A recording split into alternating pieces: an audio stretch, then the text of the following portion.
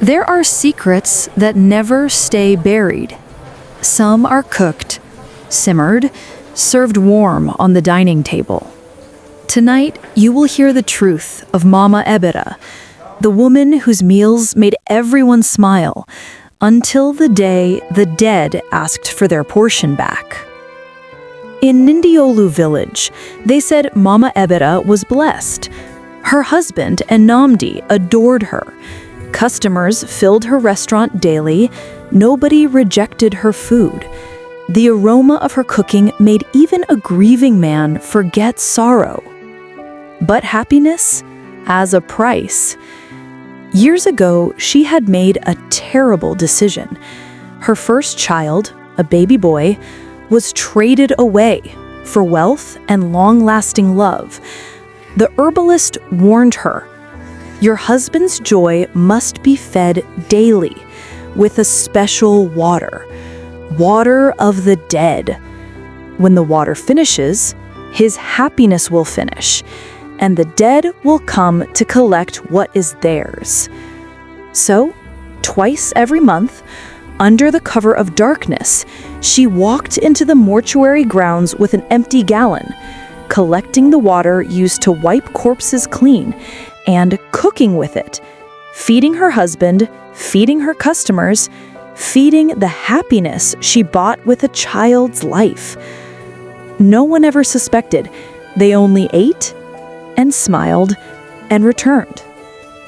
One late evening, after closing her shop, she found a soldier's funeral taking place near the mortuary gate. A young man, coffin shattered, body burned from a car explosion during a riot, a life cut by violence and fire, a spirit restless and furious. She watched from the shadows. When the mourners left, she hurried forward, scooping the remaining water from where the embalmers had washed him. But as she closed her container, a voice, low and cracked like broken bones, spoke behind her. "You want happiness from the dead? Then let the dead taste happiness too." She ran home, trembling, but she still cooked with that water. Her husband ate, smiled, laughed louder than usual. She thought all was well, until midnight came. And Namdi woke choking, hands wrapped tightly around his own neck, his eyes wild, bulging like something inside was trying to climb up. He fell to the floor, shivering violently as sweat poured from him. 3 strange states attacked him. 1, cold trembling, like his bones were turning into ice. 2, body twisting with rage, as if he wanted to kill someone, anyone. 3, a burning sensation in his throat, like a scream was trying to escape his mouth, but wasn't his scream. And then he vomited, not food, but ashes, and a single dog tag from the dead soldier. He roared in a voice that wasn't his. "You fed me with a warrior's rage. Now let the battle continue inside me." Mamebele collapsed to her knees. She remembered the herbalist's warning. If the water comes from a violent death, their spirit will rise inside the one who consumes it. She tried to pray, but the voice inside Namdi laughed. "Mama of sweet food, where is the child you traded? Let him come and eat too." The lights flickered. The house groaned. A child's footsteps pattered softly, though the door was locked. A little boy, no older than 6, stepped out of the darkness.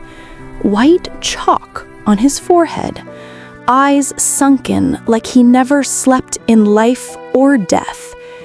His son, the one she sold. He looked at her with tears and anger mixed. Quote, "Mama, you fed everyone except me." Before she could touch him, he vanished, leaving cold mist behind.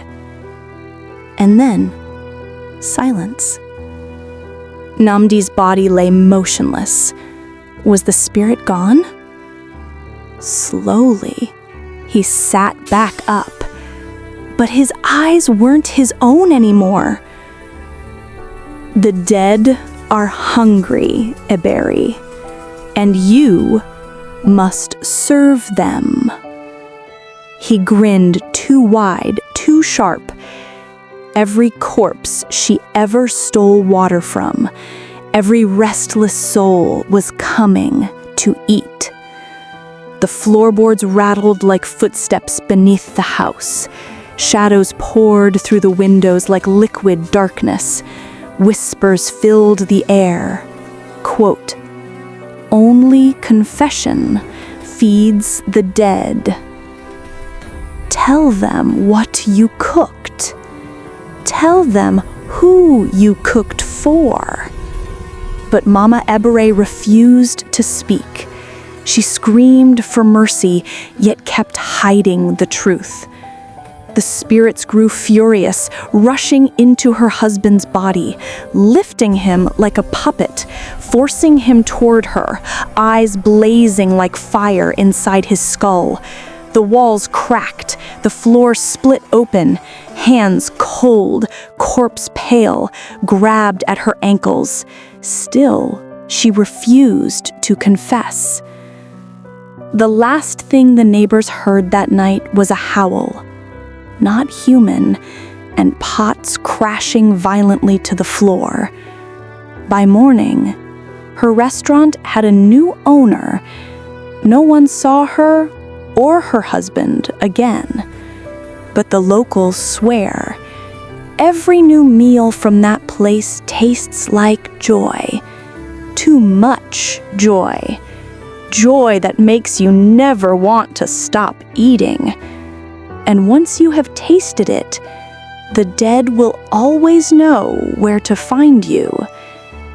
If you ever enter a restaurant where the food tastes too good to be true, check the kitchen. Some happiness is cooked with a price.